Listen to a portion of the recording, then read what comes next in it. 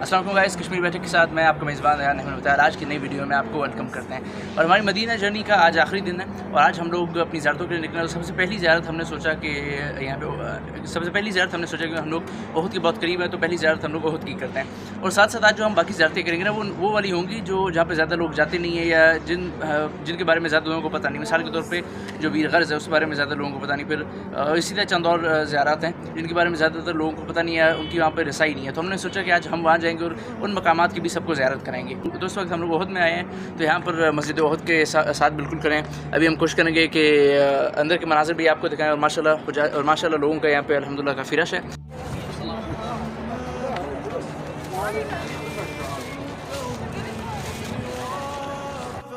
अच्छा भी गाइस, इस वक्त हम लोग पहाड़ के ऊपर चढ़ चुके हैं और ये जो कब्र आप इस वक्त देख रहे हैं, ये सैयदुश्शुहदा हज़रत अमीर हमज़ा रज़ी अल्लाह ताला अन्हु जो कि रसूलुल्लाह सल्लल्लाहु अलैहि वसल्लम के चचा थे और ओहद की जंग में शहीद हुए थे।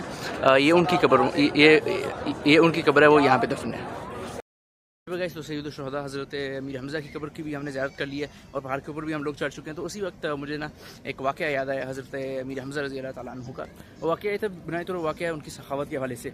जिन दिनों में इस्लाम ने शराब को हराम नहीं करार दिया था, क्योंकि ज़ाहिर इस्लाम में हर चीज़ जो गलत चीज़ें उन्हें गलत कहा के थोड़ी थोड़ी फेजेस की बात है कि ऐसा ना हो कि अगर फ़ौरन से हम इस चीज़ के ऊपर पाबंदी लगा दें तो लोग फिर से अपने पुराने दीन की तरफ चले जाएँ इसलिए शराब के ऊपर आहिस्ते आहिस्ते पाबंदी लगाएगी। तो उन दिनों में रात का वक्त था और दो माँ बेटे थे जो शदीद भूखे थे। भूख ने उन्हें तरपा दिया था और उस वक्त हज़रत अमीर हमज़ा वहाँ से गुजरे और साथ जो घर था वहाँ पे किसी का ऊँट बंधा था। तो वहाँ पे हुआ क्या कि उस खातून को पता था कि अगर मैं हमज़ा को कुछ कहूँगी तो क्या पता हमज़ा मेरी मदद कर दे और मेरे बेचारे बच्चे के पेट में कुछ खाना चला जाए। तो उन्होंने हज़रत हमज़ा को एक ताना दिया और हज़रत हमज़ा इतने सखी थे कि उन्होंने गुस्से में बहुत आए और क्योंकि उस वक्त वो इंटॉक्सिकेटेड भी थे, तो उन्होंने फ़ौरन से उस ऊँट को ज़िबा करके उस माँ बेटे के हवाले कर दिए। तो एक बड़ा ज़बरदस्त वाक़या मुझे जो भी याद आया। गाइस, ओहद से हमारी ज़ियारत कंप्लीट हो चुकी थी और अब हम लोग ओहद से थोड़ा सा फासले पे ज़्यादा 10-12 मिनट का सफ़र होगा और वहाँ पर एक गार है जिसे अब मुझे तो नहीं पता कि इस गार को एग्जैक्टली क्या कहते हैं, लेकिन कई लोग इसे गार खुशबू कहते हैं। तो बेसिकली इस गार में हुआ क्या था, जब रसूलुल्लाह सल्लल्लाहु अलैहि वसल्लम ओहद की जंग में ज़ख्मी हुए थे, उनके दांत मुबारक को चोट आई थी, तो कुछ असहाब उन्हें वहाँ से बचा कर यहाँ पर ले आए थे ताकि ऐसा ना हो कि रसूलुल्लाह सल्लल्लाहु अलैहि वसल्लम को कोई ज़्यादा नुकसान पहुँचे या दुश्मन उन्हें कोई ज़्यादा नुकसान पहुँचाने की कोशिश करें। तो उन्हें बचा कर वो यहाँ पर ले आए थे और इस गार में थोड़ी देर वो रुके थे। उन्होंने कैम्प किया था ताकि दुश्मनों से थोड़ी देर مولاي صل وسلم دائما أبدا على।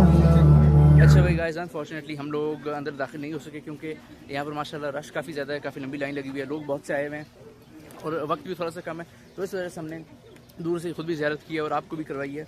इंशाल्लाह अगर ज़िंदगी रही तो कोशिश करेंगे कि अगली बार जब आएँ तो किसी ऐसे टाइम पे जब थोड़ा सा रश कम हो या सुबह आएँ और फिर इंशाल्लाह हम लोग अंदर भी जाने की कोशिश करेंगे। लेकिन इस वक्त क्योंकि रश भी बहुत ज़्यादा है तो इस वजह से हम लोग अंदर नहीं जा पाए। तो बहरहाल ये वो गार है जहाँ पर रसूलुल्लाह सल्लल्लाहु अलैहि वसल्लम को लेके गए थे जब जंग ओहद में वो ज़ख्मी हुए थे।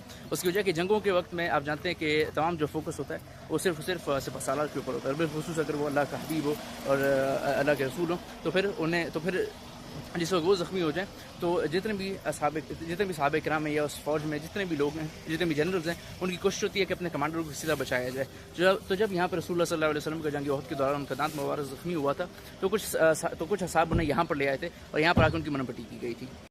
अच्छा भाई गाइस, अब हम लोग आ चुके हैं अपनी तीसरी ज़ियारत की तरफ जो हज़रत उस्मान गनी रज़ी अल्लाह ताला अन्हु का बाग है। अब हम आपको उस बाग के कुछ मनाज़िर दिखाते हैं। वैसे तो ये जगह फ़िलहाल बंद है क्योंकि सऊदी गवर्नमेंट ने इस जगह को फ़िलहाल बंद किया है क्योंकि यहाँ पे कुछ रीडेवलपमेंट के काम होने हैं।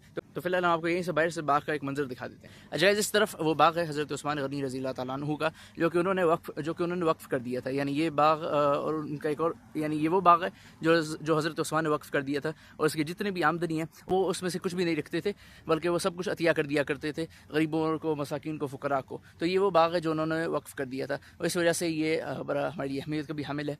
लेकिन क्योंकि इस वक्त ये बंद है, यहाँ पर कुछ रीडेवलपमेंट के काम शुरू होने वाले हैं और उस तरफ आप देख सकते हैं वहाँ पे आपको ज़्यादा खजूरों के दरख्त नज़र आएंगे। हज़रत उस्मान गनी यानी उस दौर के हिसाब से कितने बड़े ताजिर थे कि वो जंगों के दौरान जब जिहाद का वक्त आता था तो 300 ऊँट वो दे दिया करते थे تاکہ ان کے ذریعے جہاد ہو، کیونکہ اس زمانے میں گھوڑے اور اونٹ یہ ایک اثاثہ ہوا کرتے تھے، اور جنگوں کے ٹائم پہ ان دونوں جانوروں کی بہت اہمیت ہوا کرتی تھی۔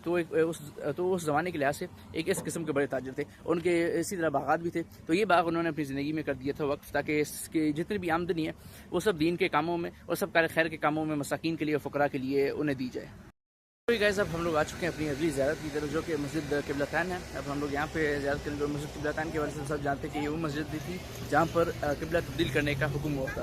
تو بنیادی طور پر واقعہ یہ تھا کہ پہلے جب آغاز کے دن تھے تو اس وقت جب نماز پڑھی جاتی تھی تو ہمارا قبلہ وہی قدس کا قبلہ ہوتا تھا، یعنی ہم قدس کی ڈائریکشن میں نماز پڑھتے تھے۔ تو جو مدینہ کی یہودی تھے نا، وہ رسول اللہ صلی اللہ علیہ وسلم کو تانے دیا کرتے تھے، ہنسا کرتے تھے کہ تم تو الگ دین لے کے آئے ہو، لیکن نماز تم حبیبی ہمارے قبلے کی طرف پڑھتے ہو، تو ہمیشہ آسمان کی طرف مسکرا کے دیکھا کرتے تھے۔ تو واقعہ یہ تھا کہ یہاں پر اسی مسجد کے اندر جب وہ نماز پڑھا رہے تھے تو 2 رکعتیں انہوں نے قدس کی طرف، یعنی قدس کی ڈائریکشن میں پڑھی، اور اس کے بعد قرآن کی وہی نازل ہوئی، آیات نازل ہوئی اور حکم دیا گیا کہ فوراً سے اپنا رخ تبدیل کرنے، اپنا قبلہ تبدیل کرنے۔ تو اس لیے 2 رکعتیں قدس کی طرف پڑھی گئی اور 2 اس کے بعد پھر حرم کی طرف۔ تو یہ وہ واقعہ ہے جس سے اس مسجد کا نام مسجد قبلتین پڑا۔ تو ابھی یہاں کی ہم زیارت کرتے ہیں۔ وسلم دائما أبدا على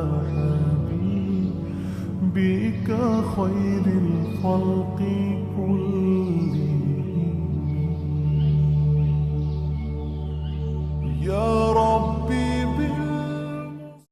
اس مسجد قبلتین کے اندر ہم لوگ داخل ہو چکے تھے، اور اب ہم لوگوں نے الحمدللہ نوافل بھی ادا کر لی، اور ایک عجیب قسم کا یہاں پہ سکون ملا، اور زیارت کر کے بہت اچھا لگ رہا ہے، کیونکہ ظاہر ہے یہ وہ مسجد ہے جہاں پر رسول اللہ صلی اللہ علیہ وسلم نماز پڑھایا کرتے تھے کسی زمانے میں، اور اتنا بڑا واقعہ یہاں پہ ہوا کہ 2 رکعت نماز کی ایک رخ کی طرف، 2 رکعت نماز دوسری ڈائریکشن میں پڑھی گئی۔ تو یعنی سبحان اللہ، اس کے اوپر ہمارے پاس شاید کہنے کے لیے الفاظ کم پڑ جاتے ہیں، اور جو سکون یہاں مل رہا ہے، جو اطمینان نہیں مل رہا ہے، کیونکہ ظاہر رسول اللہ یہاں پہ نماز پڑھایا کرتے تھے، کتنے صحابہ کرام نے یہاں نماز پڑھی ہوگی، تو یہ چیز سوچ کے بہت اچھا لگتا ہے۔ اس طرف گائز آپ کو یہ ممبر نظر آئے گا، اور اس طرف یہ محراب بھی ہے، اور اوپر وہاں پر اللہ رب العزت کا نام لکھا ہوا ہے۔ تو اس طرف یہ ایک ممبر ہے اور محراب ہے، اور یہاں پر نماز پڑھی جاتی ہے۔ جگہ یہ ڈائریکشن ہے بیت المقدس کی، تو امیجن کریں کہ 2 رکعت نماز پہلے اس رخ میں پڑھائی گئی تھی، اور اس کے بعد 2 رکعت نماز اس رخ میں پڑھائی گئی تھی۔ اچھا گائز، آج یہاں پہ نا موسم بھی اس قدر گرم ہے، اتنی گرمی ہے کہ آپ کو بتا نہیں سکتے۔ اب یہاں پہ کیونکہ میں اسی طرف سے جا رہا ہوں، کیونکہ یہاں پہ چھاؤں ہے تھوڑی سی، تو ابھی تھوڑا سا اچھا لگ رہا ہے، ورنہ اس قدر گرمی ہے، یعنی گرمی ایسے پڑی ہے جیسے گرمی کا حق ہوتا ہے، اور اس قدر یعنی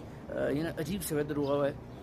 اور کل پورا دن ہم لوگ مسجد نبی کے اندر تھے، ہم اندر بھی آتے رہے، باہر بھی جاتے رہے، لیکن ہمیں کوئی اتنی خاص محسوس نہیں ہوئی۔ لیکن آج جیسے ہی ہم لوگ گھر سے باہر نکلے نا، اتنی شدید گرمی ہے کہ آپ کچھ بتا نہیں سکتے۔ اچھا کہ کل بھی ہم لوگوں کا چلنا پھرنا بہت زیادہ رہا، یعنی ہم لوگ کل بھی اچھا خاصا چلے، اور آج کے دن بھی اسی طرح آج کا دن بھی گزرا ہے، لیکن اور پوری جسم میں تھکاوٹ بھی رہ ہے اتنا چلنے کی وجہ سے، لیکن ایٹ دی اینڈ یہ سارا کچھ بہت ہٹ ہوتا ہے جب یعنی اتنی زبردست قسم کی زیارتیں آپ کو کرنے کو ملتی ہیں، اور اس طرح کے مقامات پہ آپ جاتے ہیں اور وہاں پہ ایکسپلور کرتے ہیں اور وہاں پہ اپنی عبادت بھی کرتے ہیں، تو وہ ایک الگ لیول کا سکون وہاں پہ حاصل ہوتا ہے۔ اچھا بھائی گائز، ہم لوگ آ چکے ہیں اپنی اگلی زیارت کی طرف، صبح مساجد کی طرف ہم آئے ہیں، لیکن اب باقی مساجد تو نہیں ہے، اب کیونکہ زیارت کو ایک ہی کر دیا ہے، اب ایک ہی مسجد رہی ہے، لیکن یہاں پہ بھی باقی ساری جگہ بند کی ہے، کیونکہ یہاں پہ بھی ڈیولپمنٹ کے کام چل رہے ہیں، یہاں پہ کیونکہ یہاں پہ بھی ڈیولپمنٹ کے کام چل رہے ہیں، کچھ پارکنگ وغیرہ بننی ہے اس وجہ سے، لیکن ہم خیر یہاں سے آپ کو زیارت کر گائز، یہاں سے آپ دیکھ سکتے ہیں صبح مساجد کی طرف، کیونکہ زیارت بند ہے تو اس لیے دور سے ہی ہمیں بھی دیکھنی پڑی ہے، دور سے ہی ہم آپ کو بھی یہ زیارت کرائیں گے۔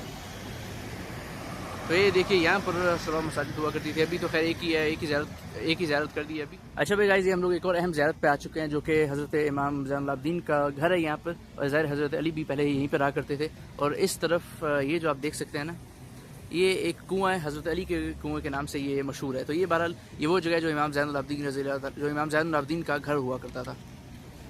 یہ اس طرف سے بھی آپ دیکھ سکتے ہیں، تو یہ ایک نئی زیارت ہے، اس کا مجھے بھی پہلی باری پتہ لگا، اور ہم آپ کو بھی یہ زیارت اپنے ساتھ ساتھ کرا رہے ہیں۔ یہ حضرت امام زین العابدین کا گھر ہوا کرتا تھا۔ امام زین العابدین جو حضرت حسین رضی اللہ تعالیٰ عنہ کے سب سے چھوٹے صاحبزادے تھے۔ یہ زیارت بھی ہم نے آپ کو کرا دی، امام زین العابدین کا گھر ہوا کرتا تھا، جو کہ حضرت حسین رضی اللہ تعالیٰ عنہ کے چھوٹے صاحبزادے تھے، اور یہ جو کہ ان کے صاحبزادے تھے، اور یہ بھی کربلا کی جنگ میں ساتھ ان کے گئے تھے، لیکن حضرت حسین کی شہادت کے بعد انہیں عبید اللہ ابن زیاد جو کہ کوفہ کا گورنر تھا، اس نے انہیں قید کر کے دمشق بھجوا دیا یزید کے دربار میں تحفے کی حیثیت سے۔ تو بہرحال جب یہ یزید کے دربار میں پہنچے تو انہوں نے تو انہوں نے نہ صرف ان کی بہت عزت افزائی کی بلکہ بہت سارے تحفے اور ہدیے دے کے انہیں واپس مدینہ کی طرف بھجوا دیا. تو یہ وہ مقام تھا جہاں پہ ان کا گھر ہوا کرتا. اس وقت ہم لوگ اپنی اگلی ڈیسٹینیشن پہ پہنچ چکے ہیں. اچھا سب سے پہلے میں یہاں کلیریفائی کر دوں کہ یہ کوئی زیارت بالکل نہیں ہے. یہ ویسے ایک ڈیسٹینیشن ہے, آپ یہاں دیکھنے کے لیے گھومنے کے لیے آ سکتے ہیں. یہ کوئی زیارت بالکل نہیں ہے, ٹھیک ہے. یہ یہاں پہ حجاز ریلوے والی سائٹ پہ ہم لوگ آئے ہوئے ہیں. یہاں پر آپ دیکھ سکتے ہیں کہ ٹرکش گورنمنٹ نے جب یہاں پہ حجاز ریلوے کا پروجیکٹ شروع کیا تھا تو یہ ان لوگوں کا پرانا ریلوے اسٹیشن ہوا کرتا تھا. یہ جیسا کہ آپ دیکھ سکتے ہیں اس طرف سے لے کر وہ ادھر آخر تک جہاں آپ ہٹس نظر آ رہے ہیں, یہ سارا ان کا ریلوے اسٹیشن ہوا کرتا تھا. لیکن اس وقت انفارچونیٹلی ہم لوگ یہاں پر اندر نہیں جا سکتے. تو بہرحال یہ وہ ایک ڈیسٹینیشن ہے جو ہم لوگوں نے سوچا کہ یہاں پر بھی چلیں, ہم لوگ گھومنے کے لیے آتے ہیں. اور اس طرف آپ دیکھ سکتے ہیں وہاں پہ ٹرکش ماسک بھی آپ کو نظر آئے گی جو اس دور میں انہوں نے بنائی تھی. اور یہ سارا کا سارا یعنی وہاں جو ہٹس نظر آ رہے ہیں یہ والا اور یہ سائڈ, یہ سارا کا سارا ان کا ریلوے اسٹیشن اور یہ ساری وہی جگہ ہوا کرتی تھی جہاں سے ان کا پروجیکٹ تھا کہ یہاں پر آ کے ٹرین اسٹاپ, یہاں پر آ کے ٹرین رکیں گی. اور تھوڑے ٹائم تک وہ چلتی بھی رہی ہیں, لیکن اس کے بعد 1916 میں وہ سلسلہ بند ہو گیا تھا. تو یہ وہ پوری سائڈ ہے جو ہم لوگوں نے سوچا کہ ہم لوگ اس جگہ کو بھی ایکسپلور کرتے ہیں. تو ون سیکنڈ میں کلیریفائی کر دوں کہ یہ کوئی بھی زیارت نہیں ہے, یہاں پہ آپ ویسے ہی گھومنے کے لیے ایکسپلور کرنے کے لیے آ سکتے ہیں. مولاي صل وسلم دائما. اچھا بھائی گائز, یہ ہم لوگ ایک اور زیارت کی طرف آ چکے ہیں, ایک اور مقام کی طرف. یہ وہ جگہ ہے جہاں پر یہ جو سامنے پتھر دیکھ رہے ہیں یہ وہ مقام ہے جہاں پر جب رسول اللہ صلی اللہ علیہ وسلم یہاں پہ آئے تھے تو دف بجا کر ان کا استقبال اسی مقام کے اوپر کیا گیا تھا. تو یہ نشانی آج بھی یہاں پہ موجود ہے. اچھا بھائی گائز, آج ہم لوگ آ چکے ہیں اس وقت آ چکے ہیں مسجد قباء کی طرف. اور مسجد قباء جیسے کہ آپ سب جانتے ہیں کہ اسلام کی پہلی مسجد تھی. جب رسول اللہ صلی اللہ علیہ وسلم مدینہ آئے تھے تو یہ پہلی مسجد تھی جو انہوں نے تعمیر کی. تو یہ وہ مسجد ہے جس میں باقاعدہ رسول اللہ صلی اللہ علیہ وسلم نے بھی اس وقت جو صحابہ کرام تھے اور اس وقت جو صحابہ کرام تھے ان کے ساتھ اس مسجد کی تعمیر میں مدد کی تھی. اور ان کا بھی اس مسجد کی تعمیر میں یعنی انہوں نے بھی اس مسجد کی تعمیر میں پوری مدد کی تھی, پورا ہاتھ بٹایا تھا. تو یہ اس وجہ سے ہماری بہت خاص بھی ہے. اور آج کیونکہ سیٹرڈے کا دن ہے تو مسجد قباء کے اندر ہم آئے یہاں پہ انشاءاللہ نوافل بھی ادا کریں گے. اور آج کے دن کیونکہ نوافل پڑھنا بھی یہاں پہ آنا یہ بھی سنت رسول ہے. اور ویسے بھی یہاں پہ نوافل پڑھنے کا جو ثواب ہے جو یعنی بتایا جاتا ہے وہ عمر جتنا ثواب ہے. تو بہرحال اس وقت ہم لوگ یہاں پہ آئے ہیں. اور پچھلی بار جب ہم مسجد قباء میں آئے تھے تو ہم لوگوں نے آپ کو وہ مقام بھی دکھایا تھا جہاں پر ایک کنواں ہے. جب رسول اللہ صلی اللہ علیہ وسلم کا استقبال کیا گیا تھا یہاں پر تو اس کنویں سے انہوں نے پانی پیا تھا. لیکن پچھلی دفعہ ہی وہ بند تھا, اس مرتبہ بھی وہ شاید بند ہی ہوگا. اور پھر ایک طرف وہ کنواں بھی ہے جہاں پر رسول اللہ صلی اللہ علیہ وسلم کی گوٹھی حضرت عثمان غنی کے ہاتھوں سے گری تھی.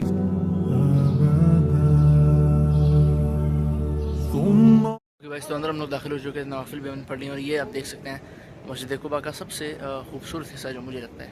یہ دیکھیں اس طرف آپ کو ممبر بھی نظر آئے گا اور اس طرف پھر محراب بھی ہے. مولاي صل وسلم دائما ابدا. اچھا بھائی گائز, ہم لوگ یہاں پر اب اپنی اگلی زیارت کے اوپر آ چکے ہیں. پلان تھوڑا سا چینج آیا, ہم نے سوچا کہ ایک دو اور زیارتیں کر لیں. یہاں پر بیر غرض ہے اور بیر غرض یہ وہ کنواں ہے جس کے پانی سے رسول اللہ صلی اللہ علیہ وسلم کو غسل دیا گیا تھا. تو یہ انفارچونیٹلی اس وقت بند ہے, 2 بجے کھلے گی. لیکن کیونکہ تھوڑا سا وقت کی بھی کمی ہے تو اس وجہ سے ہم اس وقت یہیں سے دیکھ رہے ہیں, زیارت کر رہے ہیں اور آپ کو بھی ساتھ ساتھ کروا رہے ہیں. یہ گائز آپ دیکھ سکتے ہیں یہاں پر بیر غرض ہے. یہ وہ پانی کا کنواں ہے جس کے پانی سے رسول اللہ صلی اللہ علیہ وسلم کو غسل دیا گیا تھا. اچھا گائز, اس وقت ہم لوگ آ چکے ہیں بیر فقیر میں. اور یہ جگہ یہاں پر پانی کا کنواں بھی جسے یعنی بیر فقیر کہتے ہیں. اور یہاں حضرت سلمان فارسی کا باغ بھی ہے. تو یہ آپ دیکھ سکتے ہیں سارے وہ کھجور کے درخت ہیں. یہ جو اس طرف آپ دیکھ رہے ہیں یہاں پہ بیر فقیر ہے. یہ جو پرانے پتھر ہیں اسی سائڈ پہ وہ ویل, اسی سائڈ پہ وہ پانی کا کنواں ہے. اچھا بھی گائز, مسجد نبی کے خوبصورت مناظر آپ دیکھ سکتے ہیں. ہم لوگ نے الحمدللہ اپنی ساری زیارتیں مکمل کی اور اس کے بعد چلے گئے تھے ہوٹل میں تھوڑی ریسٹ کرنے کے لیے کیونکہ گرمی بہت تھی اور ظاہر تھکائی بھی بہت تھی. تو ہم نے سوچا کہ تھوڑی سی ریسٹ کریں, اس کے بعد نماز پڑھنے کے لیے دوبارہ حرم میں آئے. الحمدللہ اپنی نماز وغیرہ ہم نے یہاں پہ ادا کر لی ہے. اور اب ہم یہاں سے چلیں گے اور جا کے اپنی باقی چیزوں میں تھوڑا سا اور جا کے پھر اپنی پیکنگ وغیرہ میں بزی ہو جائیں گے. کیونکہ ہم لوگوں نے کیونکہ شام کو ہم لوگوں نے جانا ہے ریلوے اسٹیشن. تو ممکن ہے کہ ہماری جو مغرب کی نماز ہے وہ شاید ریلوے اسٹیشن کے اندر ہی ہو. تو خیر دیکھتے ہیں, وہ بھی آپ کو ساتھ ساتھ سارا سفر دکھائیں گے. بك خير الخلق كلهم مولاي صل وسلم. اس وقت ہم لوگ بیٹھ چکے ہیں ٹرین کے اندر. بس تھوڑی دیر میں ہماری روانگی ہے اور ہمارا جو مدینہ کی جرنی تھی, مدینہ کا ٹرپ تھا وہ اب اختتام کو پہنچا. بس کچھ دیر میں ہم لوگ انشاءاللہ جدہ میں ہوں گے. اچھا گائز, تو اس وقت ہم لوگ پہنچ چکے ہیں جدہ میں. سلمانیہ اسٹیشن میں ہم لوگ اس وقت موجود ہیں. اور ابھی بس یہاں سے ہم آگے جائیں گے اپنے گھر کی طرف. سفر الحمدللہ ہمارا بہت خوشگوار رہا اور جو پورا ایک ہمارا مدینہ کا ٹرپ تھا, جو پوری جرنی تھی وہ بڑی زبردست گزری. بہت زیادہ چیزیں ایکسپلور کرنے کو ملی اور بہت زیادہ مزہ آیا. لیکن ساتھ سے دل بھی اداس ہے کیونکہ ظاہر ہے مدینہ چھوڑنے کا کسی کا بھی دل نہیں چاہتا. اور انشاءاللہ نصیب میں رہا تو دوبارہ ہم ضرور جائیں گے روسر اسکول پہ، دوبارہ ضرور انشاءاللہ حاضری دیں گے. اور ہم نے کوشش کی ہے اس ٹرپ میں کہ جتنا بھی ہو سکے نا ہم لوگ زیادہ سے زیادہ ایکسپلور کریں، زیادہ سے زیادہ مقامات کو، اور آپ کو بھی سارا کچھ تفصیل میں اور ڈیٹیل میں دکھائیں. تو بھی ہم نے پوری کوشش کی. امید کرتے ہیں کہ آپ کو مدینہ کے ہمارے سارے جو ولاگز ہیں وہ بہت زیادہ پسند آئے ہوں گے. تو گائز چینل کو سبسکرائب کرنا مت بھولیے گا تاکہ ایسے زبردست اور بہترین قسم کے ولاگز آپ کو دیکھنے کو ملیں. چینل کو، ہمارے تمام ویڈیوز کو لائک کریں، چینل کو شیئر کریں اور زیادہ سے زیادہ سبسکرائب کریں. اللہ حافظ.